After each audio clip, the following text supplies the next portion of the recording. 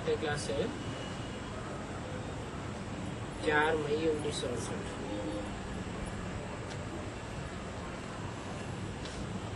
भगवानवाच बच्चे जानते हैं।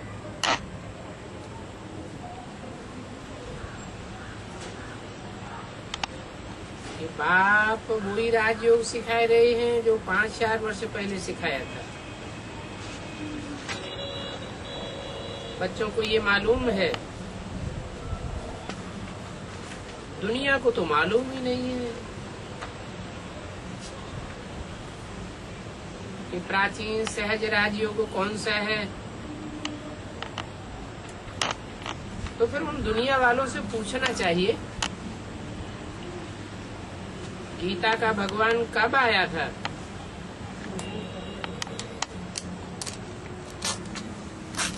तो दुनिया वाले क्या कहेंगे, कब आया था? द्वापर युग में आया था। अब द्वापर युग में भगवान आया था तो क्या पापी कलयुग की स्थापना करने आया? भगवान आवेगा तो पापी कलयुग की स्थापना करेगा या पुण्यात्माओं की दुनिया स्थापन करेगा? नहीं तो भगवान के आने का फायदा ही क्या हुआ जब पाप की दुनिया और बढ़ गई? तो उनको जवाब देना पड़े।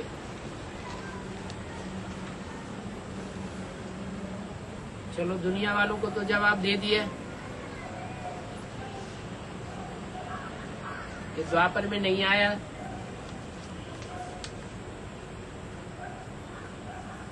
पापी कलयुग की स्थापना नहीं की होगी। फिर प्रश्न उठता है कब आया?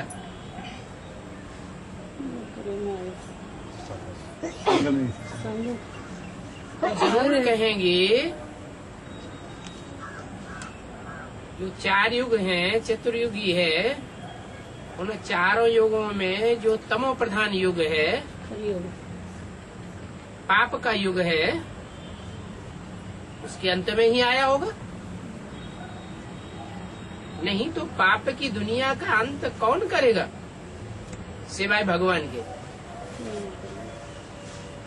मनुष्य गुरुओं ने तो 2500 वर्ष हिस्ट्री में ये बात बताई थी। क्या कि हम इस पाप की दुनिया का अंत नहीं कर सकते। और ही पाप बढ़ता गया। ज्यों ज्यों गुरु लोग आते गए, इब्राहिम, बुद्ध, क्राइस्ट गुरु नानक आते गए, दुनिया में पापों की अभिवृद्धि होती चली गई।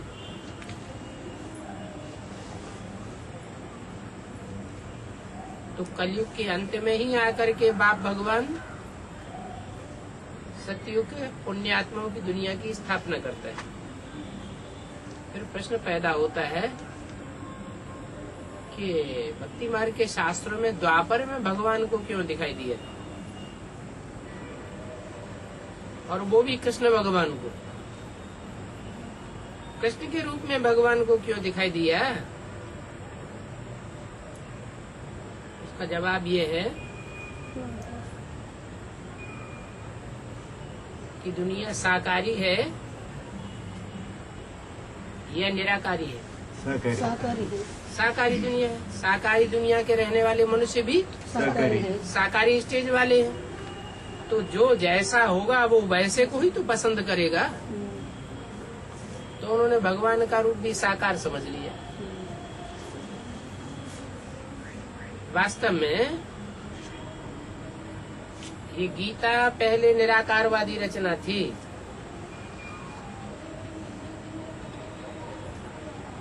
भारतवासी तो तमो प्रधान हो गए, इस बात को समझ नहीं सकते। विदेश के जो कीरो और कीथ विद्वान हुए हैं, उन्होंने जो रिसर्च की है, उस रिसर्च में उन्होंने बताया है कि गीता पहले निराकारवादी निरीश्वर रचना थी। कृष्ण का नाम इसमें बाद में कृष्ण के उपासकों ने डाल दिया। वैसे भी गीता के श्लोकों को देखा जाए गहराई से तो उसमें ढेर ऐसे श्लोक आते हैं जिनसे ये साबित हो जाता है कि भगवान गीता का निराकार था, अव्यक्त था, इन आंखों से देखने की चीज नहीं है।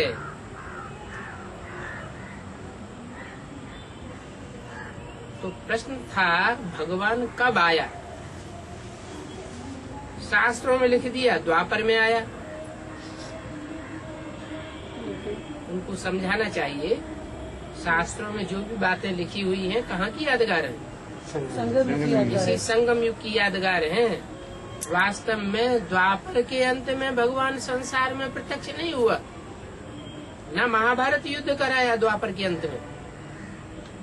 वास्तव में भगवान जब आते हैं तो चारों युगों की शूटिंग कराते हैं, रिहर्सल कराते हैं, रिकॉर्डिंग होती है संकल्पों की।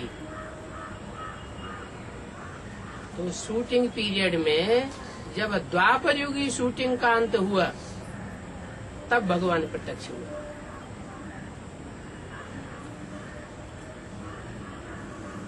तो लंबी कथा हो जाती है समझाने के लिए।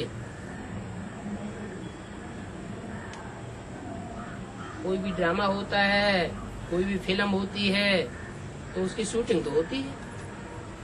ये भी दुनिया एक ब्रॉड मांडवा है, इसकी शूटिंग संगम युग में होती है। और संगम युग में भी 4 युगों का रिहर्सल गाया हुआ है। सतयुग की शूटिंग, त्रेता की शूटिंग, द्वापर की शूटिंग और फिर कलयुग की शूटिंग। ये 4 युगों की शूटिंग इसी संगम युग में होती है। भले संगम युग 100 वर्ष का है और वो शूटिंग भी भक्तों के हिसाब से नहीं मानी जाती है। भक्तों का काम है सुनना और सुनाना, बस। अंधश्रद्धा युक्त सुनते रहते हैं, दूसरों को सुनाते रहते हैं, बुद्धि में कुछ बैठता नहीं। भगवान तो ज्ञानी आत्माओं को सुनाने के लिए आता है। ज्ञानी तो आत्मा भगवान को विशेष प्रिय है। उन ज्ञानी आत्माओं को सुना करके उनको समझाता भी है, एक एक वाक्य के हिज्जे हिज्जे करके समझाता है और बताता है कि 4 युगों की शूटिंग अभी चल रही है। भगवान बाप बन करके आता है। बल गाते हैं तुमेव माता च पिता त्वमेव। वो माता भी है और पिता भी है, लेकिन पहले क्या है? माता। पहले माता है। माता हर घर में जानते हैं, माता बच्चों को बेसिक नॉलेज देती है कि हायर क्लास की नॉलेज सुनाती है, बेसिक नॉलेज सुनाती है। तो माता के रूप में भगवान जब इस सृष्टि पर आता है तो मृदुल रूप पकड़ता है कृष्ण की आत्मा। तो कृष्ण की आत्मा ब्रह्मा के रूप में पार्ट बजाती है, लेकिन वो भगवान का रूप नहीं है। भगवान जो है वो तो बाप है, बीज बोने वाला भी है और बीज बोने के बाद फसल काटने वाला भी वही है। अहम बीज प्रद पिता।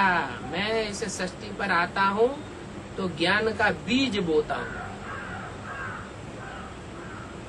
ब्रह्मा बाबा को तो साक्षात्कार हुए, परंतु उनकी बुद्धि में ये बात नहीं आई कि इन साक्षात्कारों का अर्थ क्या है।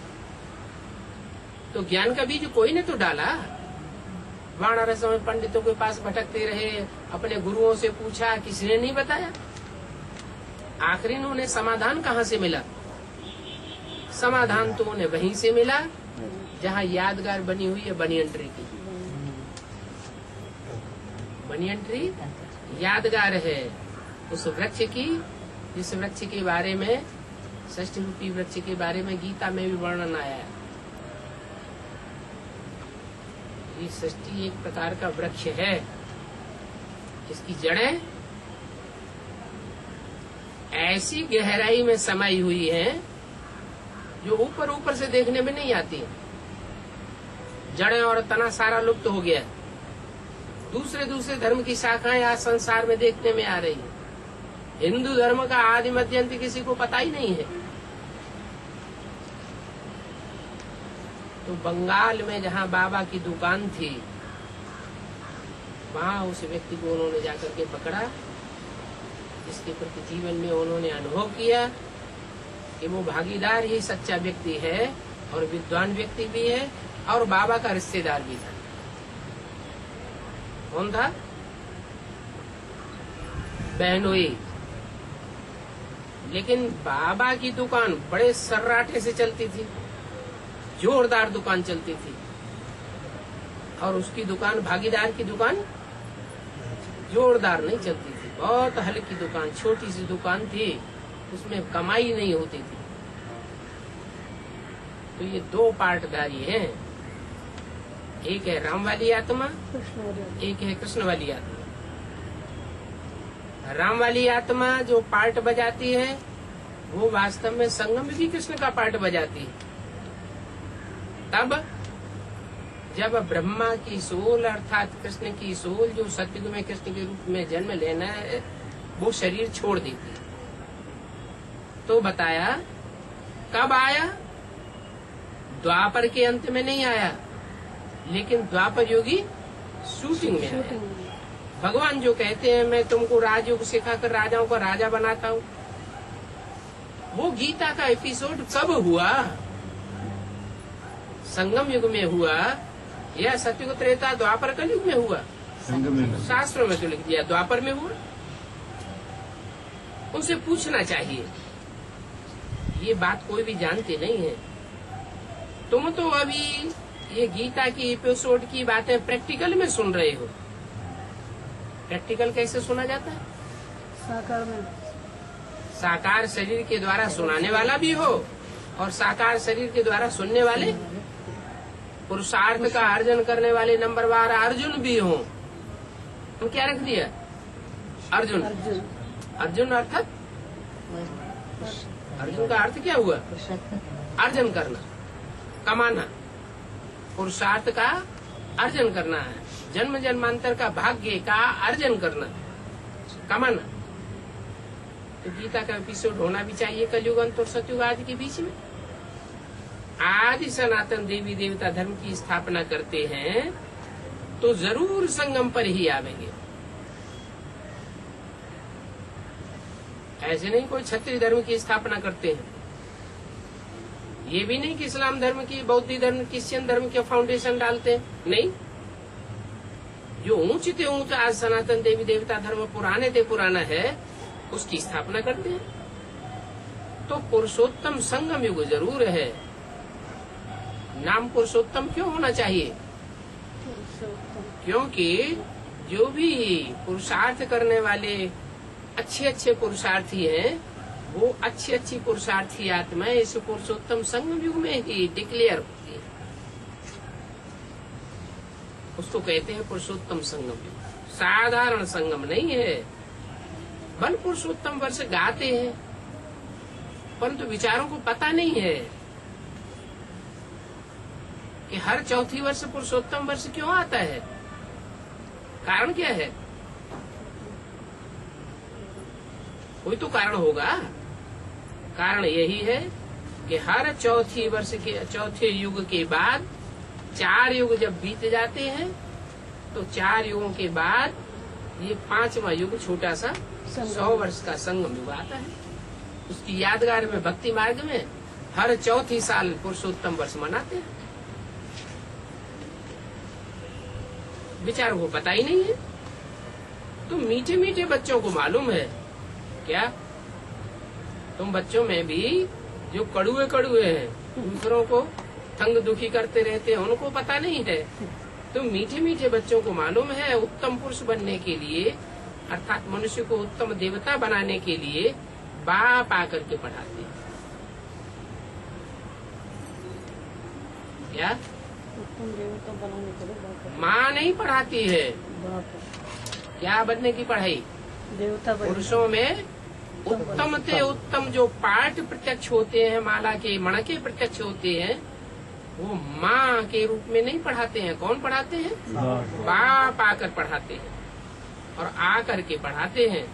ऐसे नहीं कि ब्रह्मा के मुख से वेदवाणी उच्चारण करने के बाद, मुरलियां सुनाने के बाद चले जाते हैं, फिर हम बच्चे अपने आप पुरुषोत्तम बनते रहते हैं। नहीं, बाप खुद बाप के रूप में आकर के पढ़ाते हैं राजयोग की पढ़ाई।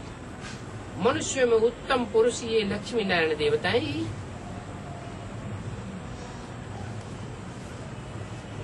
देवताएं उत्तम होते हैं, लेकिन देवताओं में भी उत्तम ये लक्ष्मी नारायण है। मनुष्य देवता की एक रत्न लागी बात कहते हैं ना। तो ये हुआ पुरुषोत्तम संगम युग। ये पुरुषोत्तम संगम युग जैसे ही पूरा होता है, सारे संसार की आत्माएं उस विश्व पिता को पहचान लेती है। देवताएं तो जरूर सतयुग में ही है, बाकी सभी मनुष्य कलयुग में है। तुम बच्चे जानते हो हम हैं संगम युगी ब्राह्मण। असली ब्राह्मण सिर्फ संगम युग में ही होते हैं। क्यों? ब्राह्मणों को चोटी दिखाते हैं। चोटी के ब्राह्मण हैं जो चोटी का पुरुषार्थ करते हैं। ऐसा पुरुषार्थ और किसी युग में नहीं होता जो जन्म जन्मांतर की प्राप्ति करा दे। ये तो पक्का पक्का याद करना है कि हम पुरुषोत्तम संगम युगी ब्राह्मण हैं। नहीं तो कुल किसी को भूलता थोड़े ही है, परंतु यहाँ माया इस युग को भुलाए देती है। माया ऐसी है कि हमारी बुद्धि में से ये बात ही उड़ जाती है। हम कहाँ के वासी हैं? हम कलयुग के वासी नहीं हैं। कहाँ के वासी हैं? ऊंचते ऊंच जो पुरुषोत्तम युग है वहाँ के वासी हैं। हम ब्राह्मण कुल के हैं, फिर देवता कुल के बनते हैं। बहुतों को माया भुलाई देती है। अगर ये याद रहे कि हम ऊंचते ऊंच कुल के वासी, ऊंचते ऊंच कुल वाले ब्राह्मण देवी देवताएं सो ब्राह्मण कहे जाते हैं, तो अपनी चोटी भी याद रहे।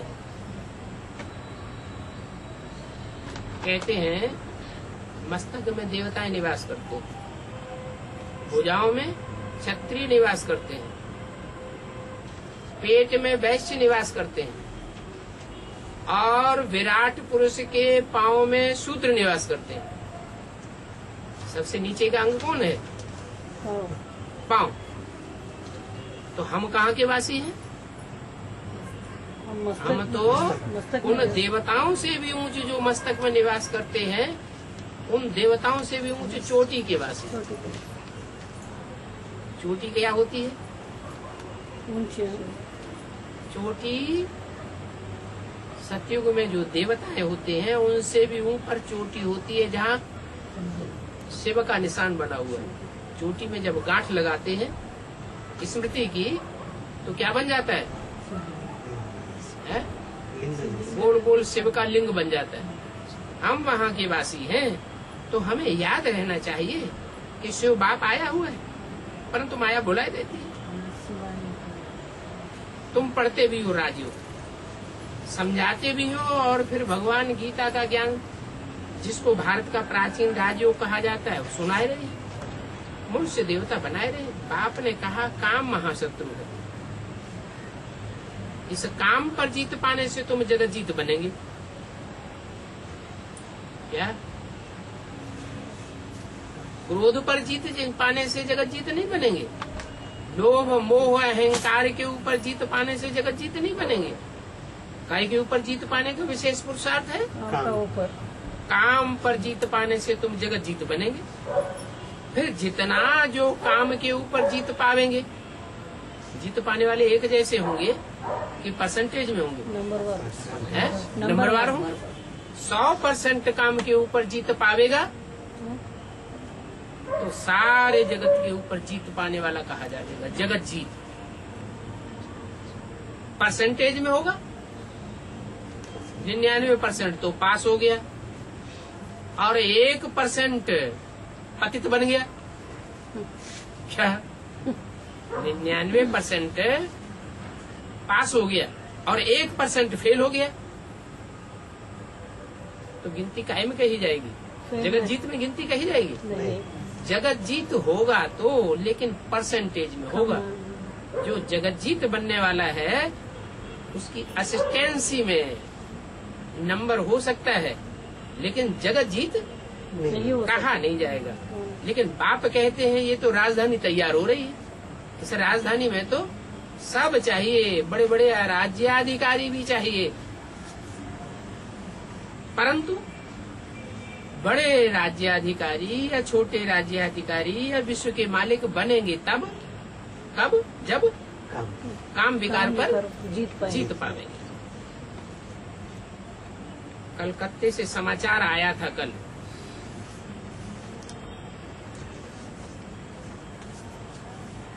पवित्रता की बात पर डिबेट करने लगे। बच्ची ने लिखा, कैसे कैसे मनुष्य मिलते हैं। मनुष्यों के लिए बेकार तो जैसे खजाना है, तो पवित्रता की बात पर खास डिबेट करने लग पड़ते हैं। पवित्रता की बात को जल्दी मानने के लिए तैयार नहीं होते हैं। बाप से ये समझते हैं कि बाप से हमको ये भरोसा मिला है। क्या क्या भरोसा मिला है? 21 जन्मों का वर्षा नहीं, वो समझते हैं कि लौकिक बाप जिसने हमारे शरीर को जन्म दिया है, उससे हमको ये वर्षा मिला हुआ है। कौन सा वर्षा? भिखारी बनने का। बालक बनते हैं, नाबालिग छोटे बच्चे से बड़े बनते हैं, दाढ़ी मूछ वाले बनते हैं, तो पहले पहले बाप से ये वर्षा मिलता है। क्या वर्षा मिलता है? आप बच्चा बच्चियों की शादी कराओ। ये शादी कराने की बात भी किसकी बुद्धि में पहले आती है? कौन से संबंधी हैं जिनकी बुद्धि में ये बात आती है कि बच्चों की शादी होनी चाहिए? है?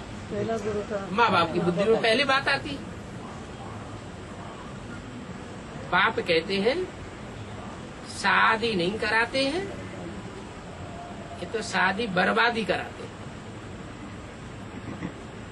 मनुष्यों के लिए विकार ऐसे है जैसे खजाना मिल गया। कितने ढोल मजीरे बजाते हैं, धूमधाम बजाता है, साध माना मनाते हैं। काम महाशत्रु है, ये बाप ने कहा है, तो जरूर काम को जीतने से ही जगत जीत बनेंगे, और जरूर बाप संगम युग पर ही आए होंगे। महाभारत लड़ाई लगी, और इस लड़ाई में देखो हम भी यहाँ हाजिर हैं। क्या प्रूफ है कि अभी महाभारत लड़ाई का समय है? प्रूफ ये है, पहला प्रूफ तो ये है कि महाभारत लड़ाई में दिखाते हैं कि सेना 18 अक्षौणी थी, और एक एक अक्षौणी की गिनती इतनी लंबी चौड़ी दिखाई दी है, जिससे ये साबित हो जाता है कि जो आज की दुनिया की जनसंख्या है, वही महाभारत की जनसंख्या 18 अक्षौणी दिखा दी। 18 अक्षौणी माना ही 500-700 करोड़। 18 अक्षौणी माना क्या बाबा? अक्षौणी गिनती बताइए। इतने हाथी थे, इतने घोड़े थे, इतने पैदल सवार थे, इतने ऐसे थे, वो सब मिलाकर के 18 अक्षौणी होते हैं। उसमें यादव, कौरव, पांडव सब दिखाए। बाप कहते हैं ये सब अभी यहाँ हाजिर है। और यूरोपवासी यादव जिनके पेट में से मूसल निकले, वो मूसल कोई लोहे के मूसल पेट में से नहीं निकलते हैं, ये बुद्ध रूपी पेट है। इस पेट में से वो मिसाइल से निकले हैं, जिन मिसाइल से ये सारी दुनिया को ध्वंस कर देते हैं, अपने सारे कुल का नाश कर देते हैं। ये अमेरिका, ये ऑस्ट्रेलिया, ये यूरोप 2500 साल पहले थे ही नहीं। अभी फिर ऐसा युद्ध सामने खड़ा है कि जब ये एटम बम छुटेंगे तो ये फिर नहीं रहे, सब खलास होंगे। ये यादवों के देश हैं, ऐसे भी नहीं है कि कोई सभी काम के ऊपर जीत पहन लेते हैं। यादव और कौरव तो जीत पा ही नहीं सकते। जो जीत पहनते हैं वो बचेंगे, और जो जीत पहनने का पुरुषार्थ ही नहीं करते वो और उनके देश और उनकी जाति, उनका कुल सारा ही नष्ट हो जाने वाला है।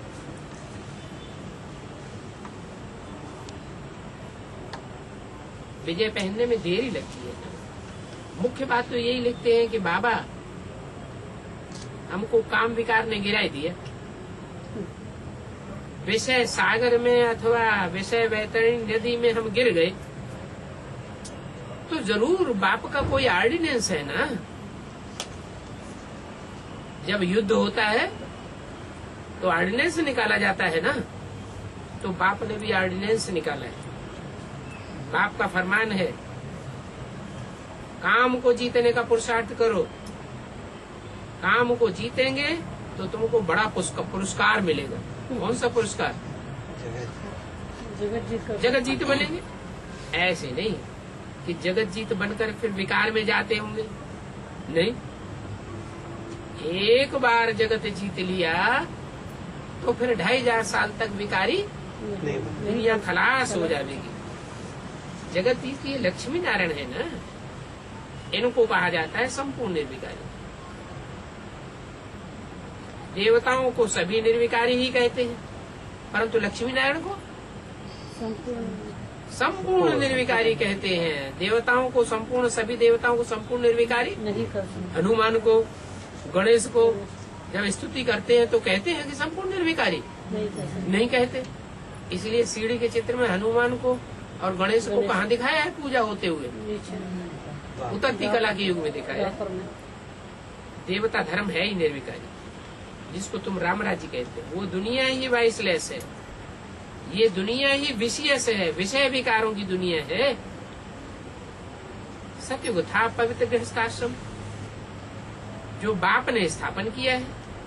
बाप ने अभी समझाया है, तुम पवित्र गृहस्थाश्रम के थे, अभी 84 जन्म लेते लेते तुम अपवित्र बने हो। ऐसे क्यों कहा है? 84 जन्म लेते लेते अपवित्र बने हैं या 63 जन्म लेते लेते अपवित्र बने हैं? 63 जन्म लेते हैं?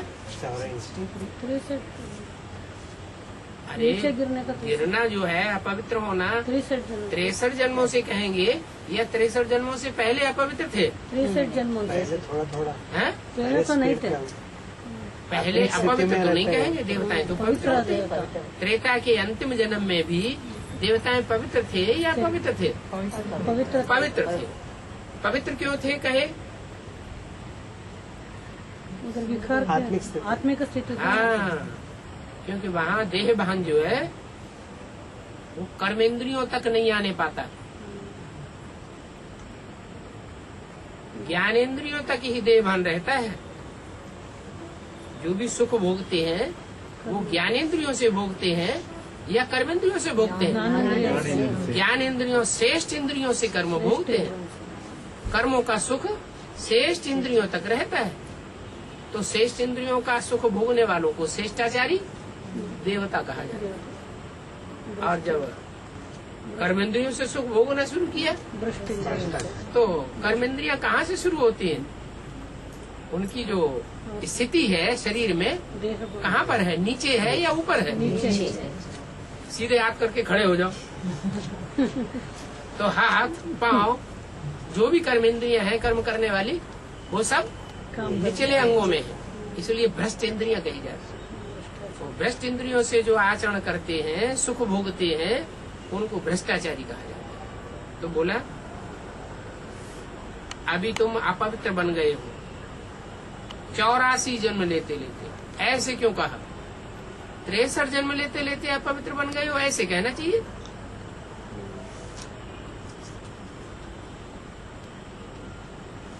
सुख भोगने से आत्मा की शक्ति क्षीण हो जाती क्षीण होती है, कलाएं कम होती है कम होती जाती हैं। चाहे वो ज्ञानेंद्रियों का सुख कोई भोगे और चाहे वो कर्म इंद्रियों का सुख, चाहे श्रेष्ठ इंद्रियों का सुख भोगा जाए, चाहे भ्रष्ट इंद्रियों का सुख भोगा जाए, लेकिन आत्मा की शक्ति तो क्षीण हो जाती है। क्षीण होती है। अभी हमें क्या करना है? सुख भोगने की बात इस दुनिया का भूलना है। बुद्धि में से ही निकाल देनी चाहिए। हमें न श्रेष्ठ इंद्रियों से सुख भोगना है, न भ्रष्ट इंद्रियों से सुख भोगना है। अभी तो हमें आत्मिक स्थिति में रहना। उस स्वरूप को याद करना है जो न श्रेष्ठ इंद्रियों का सुख भोगता है, न भ्रष्ट इंद्रियों का सुख भोगता है। कौन? शिव सदा शिव बाबा। शिव।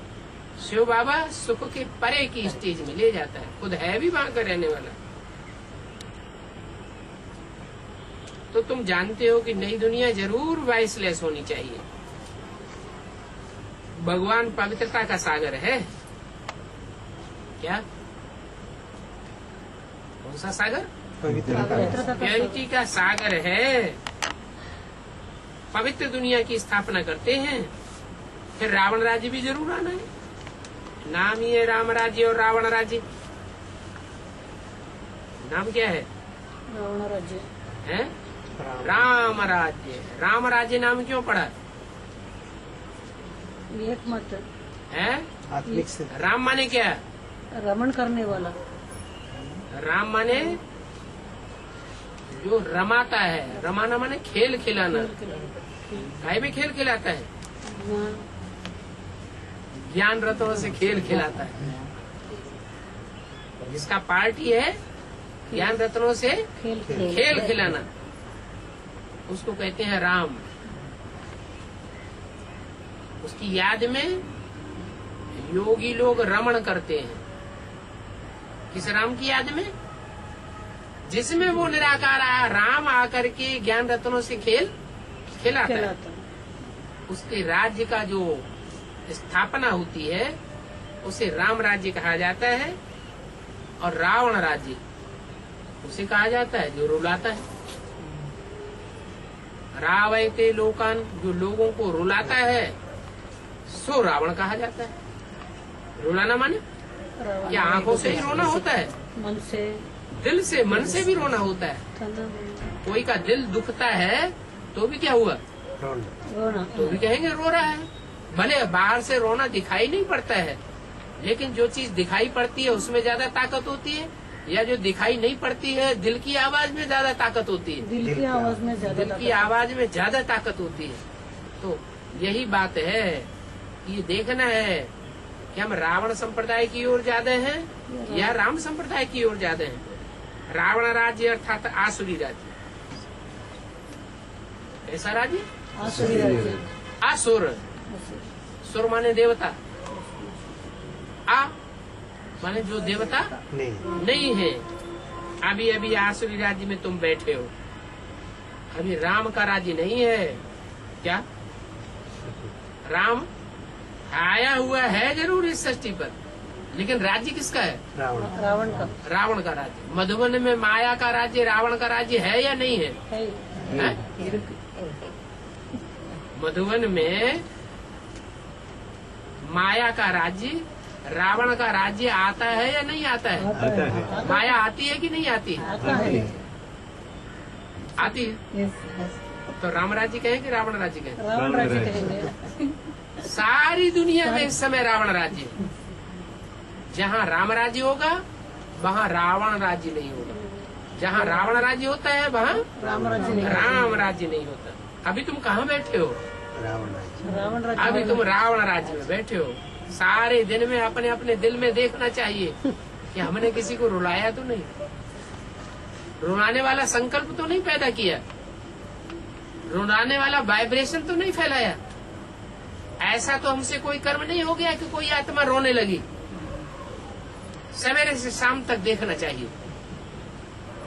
कोई दिन ऐसा जाता है जो मन से, वाचा से, कर्मणा से हम कोई को दुख न देते हो। ऐसा दिन कोई होता है? काउंट किया है? कोई दिन ऐसा नहीं जाता होगा कि हम सुबह से लेकर शाम तक कोई न कोई ऐसा कर्म न कर देते हो, कोई न कोई वाचा ऐसी न चला देते हो, कोई न कोई मनसा से संकल्प ऐसा न चला देते हो जिससे दूसरों को दुख हो जाता हो। तो देखो उसका अंत कब होगा बाबा? है, उसका अंत कब होगा? इसका अंत कब होगा? हाँ, जब संकल्पों की शुद्धि हो जाएगी, जब एक शिव बाबा दूसरा न कोई याद आएगा। शिव जो है वो एक ही अभी ऐसा है जो सत्संकल्प चलाने वाला है, और बाकी सब दुष्ट संकल्प चलाने वाले। एक शिव है जो कल्याणकारी वाइब्रेशन फेंकता है सारे संसार में, और बाकी सब दुष्ट संकल्प करते हैं। तो दुष्ट संकल्पों से तो दुनिया रावण संप्रदाय की ओर जा रही है। तो ये दैवी राज्य की निशानी है क्या? क्या दैवी राज्य की निशानी है? दिव्य कर्म होंगे, दिव्य वाचा होगी, संकल्प और दिव्य संकल्प होंगे, दिव्य वाइब्रेशन होंगे। बाबा ने कहा था प्रभात फेरी सवेरे सवेरे निकालो। क्या? तो ब्रह्मा कुमारी ने फटाफट सवेरे सवेरे प्रभात फेरी निकालना शुरू कर दी। अब स्थूल रूप में सवेरे सवेरे हम प्रभात फेरी निकाल दे, वो करें या बेहद की प्रभात फेरी निकालें? हद की प्रभात फेरी में और बेहद की प्रभात फेरी में क्या अंतर है? बाबा प्रभात माना क्या बाबा? प्रभात माने सवेरा। हद का प्रभात क्या है? हद का प्रभात है जो हद का सूर्य निकलता है, उस समय जो मौसम होता है, वातावरण होता है, उसको कहते हैं हद का प्रभात। और फिर बेहद का सूर्य भी है, वो कौन है? ज्ञान सूर्य। वो तो आया हुआ है, तो प्रभात तो हो गया ना, है? हो गया। तो प्रभात फेरी ब्रह्मा कुमारी ठीक निकालती है। लेकिन माउंट आबू में तो सनसेट पॉइंट की यादगार है, सूर्य छिपने की यादगार बनी हुई है अभी तक, या सूर्योदय की यादगार बनी हुई है? छिपने की यादगार कौन सी है? छिपने की यादगार है। सूर्य के छुपने की यादगार है। अभी सनराइज पॉइंट तैयार नहीं हुआ है, लेकिन माउंट आबू में सनराइज पॉइंट भी तैयार होगा। लोग सनराइज पॉइंट देखने जाएंगे, लेकिन सूर्य उदय होगा तब तो देखने जाएंगे, तब तो सनराइज पॉइंट प्रसिद्ध होगा। तो अभी सूर्य उदय हुआ है या नहीं हुआ है? उदय हुआ है। हाँ, एक माता कहती नहीं हुआ, एक माता कहती हुआ है। अभी समुद्र अगर सूर्य देखो, जब सूर्य निकल आता है सब कहते हैं देखो सूर्य निकला। सूर्य निकला है। अगर नहीं निकलता है, सिर्फ दिन ही दिन है, सूर्य दिखाई नहीं पड़ता है, तो बच्चे कहेंगे अभी कहाँ सूर्य उदय हुआ? पूरा दुनिया पर नहीं निकला बाबा, लेकिन अच्छा, अगर सूर्य उदय हो जाए तो सबको निश्चय हो जाएगा सूर्य उदय हुआ? हो जाएगा। तो अभी सबको निश्चय है? नहीं है, तो उदय कहाँ हुआ? नहीं हुआ। अभी अभी निश्चय होता है, हाँ ये ज्ञान सूर्य आया हुआ है, और अभी अभी अनिश्चय पैदा हो जाता है। तो अंधेरा हुआ या उजेला हुआ? और तो अंधेरा कहेंगे ना। निश्चय अगर पक्का रहे तो है उजेला, और निश्चय बीच बीच में कच्चा हो जाए तो हुआ अंधेरा। माना अभी ज्ञान सूर्य पूरा उदय हुआ नहीं कहा जा सकता। उदय होना माने सारा संसार ये स्वीकार कर ले। क्या? बाप आ गया, हमारा बाप, हमारा बाबा आ गया। सिर्फ ब्रह्मा कुमारियों को नहीं आ गया, पूरा दुनिया, सारे संसार का बाबा, सारे संसार का भगवान बाप इस सृष्टि पर आ गया। तो उस समय प्रभात फेरी निकालने की बात है। अभी तो प्रभात हुआ ही नहीं है, सूर्य उदय हुआ ही नहीं है, तो प्रभात फेरी निकालने से क्या फायदा? उस समय तो मनुष्य सोए हुए रहते हैं, इसलिए देरी से निकालते हैं। क्योंकि मनुष्य काम विकार में थक थक करके सो जाते हैं, इसलिए देरी से निकालते हैं। थकावट इनमें होती है, किसमें? काम विकार में। क्रोध विकार में कोई थकावट नहीं होता। नहीं होती है। प्रदर्शनी में भी अच्छी तब हो जब सेंटर भी हो। क्या ज्ञान रत्नों की प्रदर्शनी किसी को दिखाएं, ढेर सारे ज्ञान रत्न सामने रख दे, प्रदर्शनी कर दे और ठिकाना दे ही नहीं, सेंटर है ही नहीं, तो बेचारा कहाँ जावेगा। तो प्रदर्शनी का भी फायदा कब है? जब सेंटर हो। प्रदर्शनी अच्छी तब कही जाएगी। भगवान वाच काम महाशत्रु है। प्रदर्शनी में समझा सकेंगे, इस पर जीत पाने से तुम जगत जीत बनेंगे। ये लक्ष्मी नारायण का चित्र साथ में जरूर होना चाहिए। कहीं भी जाओ, लक्ष्मी नारायण का चित्र और त्रिमूर्ति का चित्र सदैव साथ में पड़ा रहे। कैसे? एक चित्र पीछे लटका है, एक चित्र आगे लटका है, हर जगह गले में लटका हुआ हो, ऐसे नहीं। बुद्ध रूपी पॉकेट में लक्ष्मी नारायण का चित्र का सारा ज्ञान होना चाहिए और त्रिमूर्ति के चित्र का भी सारा ज्ञान होना चाहिए, जो हम कोई को समझा सके हैं कि देखो ये तीन मूर्तियां हैं जिनके प्रत्यक्ष होने से, इन तीन चैतन्य मूर्तियों के प्रत्यक्ष होने से त्रिमूर्ति शिव निराकार भी संसार में प्रत्यक्ष हो जाएगा। तब कहेंगे विजयी विश्व तिरंगा प्यारा। वो कपड़े का झंडा विजय विश्व के ऊपर विजय प्राप्त नहीं करता है। ये कौन से झंडे की बात है? कौन से कपड़े की बात है? जड़ कपड़े की बात है क्या? नहीं, तीन कोई चैतन्य कपड़े हैं, शरीर रूपी वस्त्र हैं, जिन शरीर रूपी वस्त्रों के द्वारा परमात्मा शिव अपना कार्य संपन्न कराते हैं, स्थापना, पालना और विनाश। वो तीन शरीर रूपी वस्त्र इसी दुनिया में अभी मौजूद हैं। ऐसे नहीं कि ब्रह्मा का वस्त्र खत्म हो गया। ब्रह्मा भी, ब्रह्म माने बड़ी, माँ माने माँ, बड़ी माँ, जिसके लिए मुरली में भी बोला है, वास्तव में ये ब्रह्मा तुम्हारी जगदम्बा है। क्या? तो क्या दाढ़ी मूछ वाली जगदम्बा होती है? ये ब्रह्मा तुम्हारी जगदम्बा है, परंतु तन पुरुष का है। इसलिए कन्या माताओं के चार्ज में इनको नहीं रखा जा सकता। कोई निमित्त है, ओम राधे मम्मा को बना दिया। तो वास्तव में जगदम्बा कौन है? दादा लेखराज ब्रह्मा है तो, लेकिन दाढ़ी मूछ वाला तन है। इसलिए यही आत्मा जब दाढ़ी मूछ वाला शरीर छोड़ दे, दुर्योधन दुशासन वाला जो पुरुष शरीर है वो छोड़ दे और कोई माता के चोले में प्रवेश करे, तब उसकी पूजा हो। ब्रह्मा की पूजा होती है या जगदम्बा की पूजा होती है? जगदम्बा की तो पूजा होती है, ब्रह्मा की तो पूजा होती है। अर्थ दोनों का एक ही है। जगदम्बा माने सारे जगत की अम्बा, ब्रह्मा माने ब्रह्म माने बड़ी, माँ माने माँ, संसार की बड़े से बड़ी माँ कौन? जगदम्बा।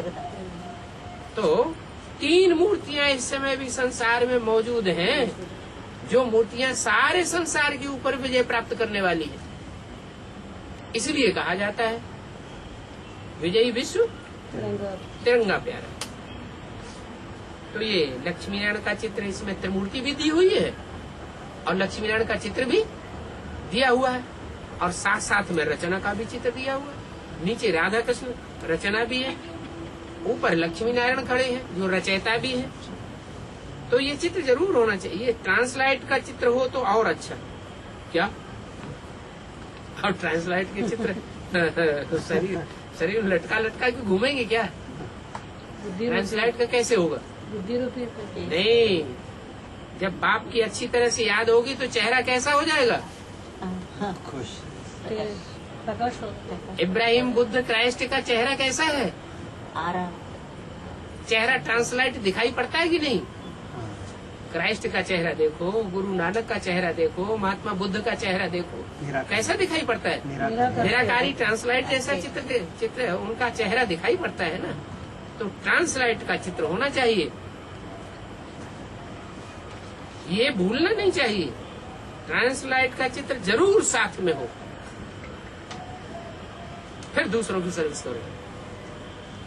बैटरी आदि का प्रबंध रख सकते हैं, अब बैटरी यहाँ कौन सी है? हैं? हैं? बुद्धि रूपी। नहीं, हमारे पास तो ट्रांसलाइट तभी बनेगी जब हम शिव बाबा की याद में होंगे। बैटरी, हमारी बैटरी कौन है? हमारी बैटरी तो उजियानी है। हमको इस बैटरी को चार्ज करने वाली बैटरी कौन सी है? हैं? शिव बाबा। हाँ, तो बैटरी आदि का प्रबंध भी रख सकते हैं। एक ही है सीढ़ी। ट्रक में जैसे पूजा में देवियों को निकालते हैं ना, ऐसे तुम लक्ष्मी नारायण के चित्र को निकालो। 2-3 ट्रक से निकालो, बड़े बड़े चित्र बनाओ जिसमें चित्र दिखाते हो और समझाते रहो। कार नहीं निकाले है? कार नहीं निकालो, क्या निकालो? ट्रक निकालो। ट्रक ज्यादा वजन ढोता है या कार ज्यादा वजन ढोती है? हाँ, दिन प्रतिदिन चित्रों की वृद्धि होती जा रही है। तुम्हारा ज्ञान बुद्धि को पाता, वृद्धि को पाता रहता है। नए नए चित्र निकलते रहते हैं। बच्चे कहते हैं सभी चित्र ट्रांसलाइट के रखो। क्या? एक चित्र नहीं, सभी चित्र ट्रांसलाइट के रखो। क्या? एक भी ऐसा चित्र न हो जड़ चित्र रखे या चैतन्य चित्र रखे। प्रत्यक्षता काहे से होगी? जड़ चित्र तो बहुत सारे दिखा दिए संसार में। प्रत्यक्षता हुई क्या? नहीं हुआ है? खुद बन करके जब तक नहीं दिखाएंगे चैतन्य में, तब तक प्रत्यक्षता होने वाली नहीं है। तो ट्रांसलाइट के चित्र साथ में रखो तो भव का बहुत हो जाएगा। ट्रांसलाइट के चित्र भी रख दिए, प्रदर्शनी भी रख दी, मेले मलाखड़े भी रख दिए, लेकिन संसार में भव का आवाज तो नहीं फैली। कब फैलेगी आवाज?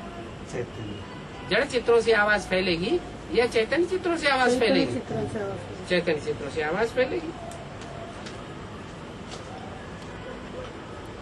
बाकी खर्चे आदि की कोई परवाह नहीं है। क्या ये चैतन्य चित्र बनाने में खर्चे की दरकार है ही नहीं।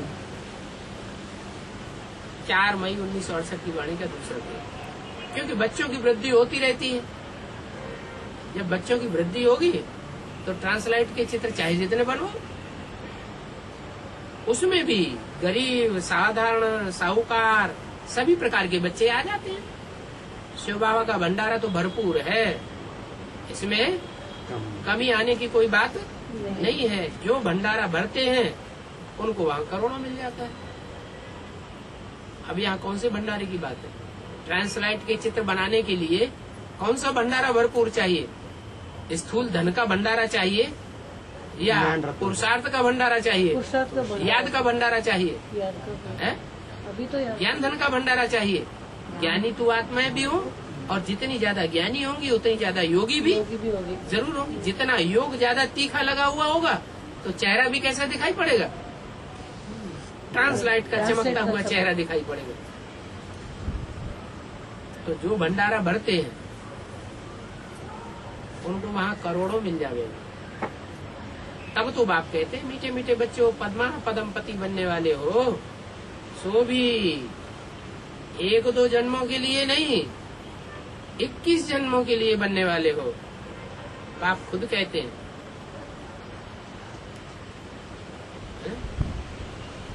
बाप जिन बच्चों से कहते हैं वो कितने जन्म की प्राप्ति करने वाले हैं? अगर कोई 20 जन्म की या 19 जन्म की प्राप्ति करने वाले हैं तो बाप के बच्चे नहीं है, क्योंकि बाप जानते हैं ये द्वापर युग से दूसरे धर्म में कन्वर्ट हो जाएंगे। ये कच्ची आत्मा है। पक्की आत्मा कितने जन्म लेने वाली, कितने जन्म का वर्षा हो गया उनका? 21 जन्म। पूरे 21 जन्म। मैं अभी खुद डायरेक्ट आया हुआ हूँ। क्या डायरेक्ट आया हुआ हूँ? डायरेक्ट आना और थ्रू आना क्या मतलब? साकार में निराकार। अरे माँ के रूप में नहीं आया हुआ हूँ, माँ के द्वारा नहीं आया हुआ हूँ, मैं खुद डायरेक्ट बाप के रूप में आया हुआ हूँ।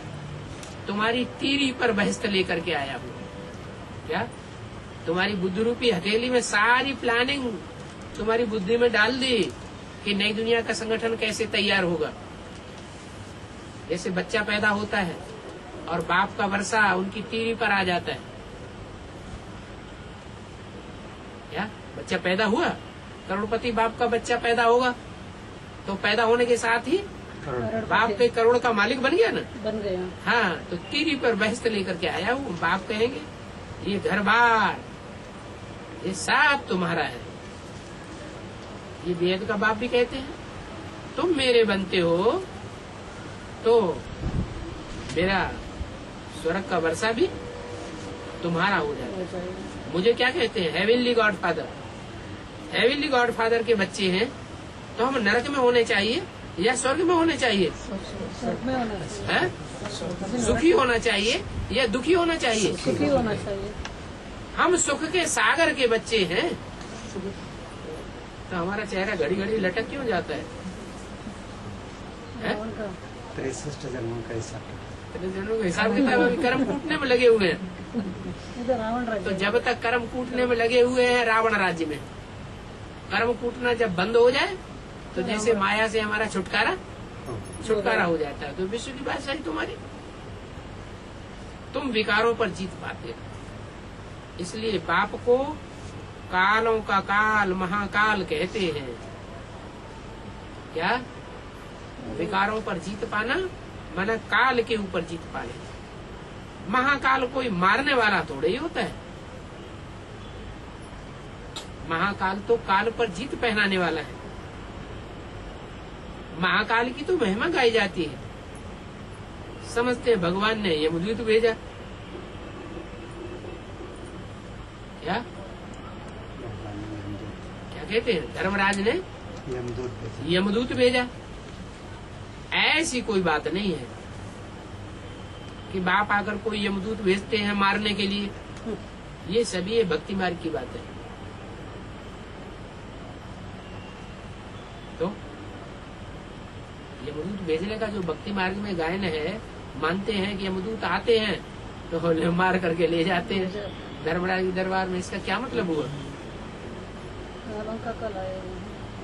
नहीं, कोई ज्ञानी आत्मा ऐसी टकराती है जो हमारा इस दुनिया से कंटक कट जाता है। हम जीते जी मर जाते हैं, भगवान बाप के बन जाते हैं। बाप कहते हैं ये ज्ञान की बातें हैं। मैं कालों का काल हूँ। पहाड़ी लोग महाकाल को बहुत मानते हैं। क्यों? ये मैदान में रहने वाले लोग महाकाल को क्यों नहीं मानते?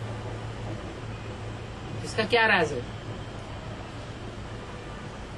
वो है स्थूल हद के पहाड़ी, हद की ऊंची ऊंची पहाड़ियों पर रहने वाले, और हम हैं बेहद के कैसे?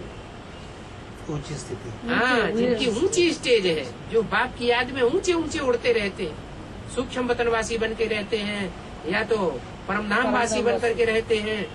वो ऐसी ऊंची स्टेज में रहने वाले, निराकारी स्टेज में रहने वाले, मनन चिंतन मंथन करने वाले, ऐसे महाकाल के बच्चे जो हैं वो ऊंची स्टेज में रहने के कारण उनको पहाड़ दिखा दिया। शंकर को भी कहाँ दिखाते हैं? पहाड़ कहाँ दिखाते हैं? कैलाश। शास्त्रों में कहाँ का वासी? कैलाश। कैलाशी वासी, कैलाश पर्वत का वासी दिखाते हैं। तो क्या कैलाश पर्वत बैठा हुआ है? कैलाश पर्वत बैठे होने की बात नहीं है, ये ऊंची स्टेज की बात है। महाकाल का मंदिर नहीं बनाते हैं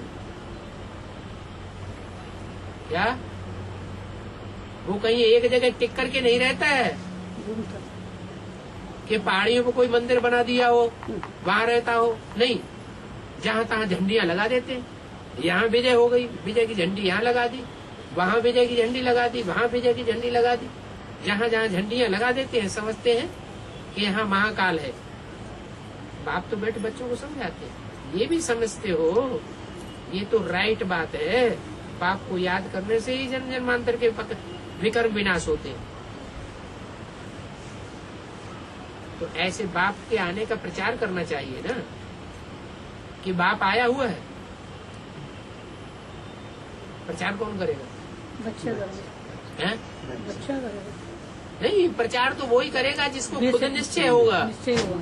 खुद निश्चय होगा तो दूसरों को बताएगा, बाप आया हुआ हकुर से बतावेगा। और खुद ही कोई कोई बात में अनिश्चय पैदा होता जाता है पता नहीं आया हुआ है कि नहीं आया। ऐसा पाप होता है क्या? जब खुद ही अनिश्चय बुद्धि मरनते होता जाता है, मर मर के जी रहा है, तो दूसरों को क्या समझाएगा? कुंभ के मेले आज तो बहुत लगते हैं, तो उनमें जाकर के प्रचार करना चाहिए ना। स्नान करने का भी बहुत होता है महत्व, वो है हद के कुंभ के मेले। यहाँ कौन सा कुंभ का मेला है? अरे मेगा प्रोग्राम हो रहा है, ज्ञान तो सुनाया जाता है ना, ब्रह्मा विष्णु शंकर की बातें तो की जाती है ना। तो कुंभ माने गड़ा, ज्ञान कलश का मेला हो गया, महत्व तो है। कुंभ के मेले में भगवान होता है, वहाँ क्या कि नदियां इकट्ठी होती है, नदियों पोखरों का मेला होता है, तो वहाँ भी जाना चाहिए। वहाँ जाकर के तुम बच्चों को ये ज्ञान अमृत 5,000 वर्ष के बाद मिलता है, उसे बांटना चाहिए, फिर नहीं मिलेगा। वास्तव में इस ज्ञान का नाम अमृत है। अमृत नाम क्यों दिया हुआ? अमृत तो नहीं है, ऐसा कोई अमृत तो नहीं है कि पीने से कोई अमर बन जाए, फिर इसका नाम अमृत क्यों है? विचार सागर है?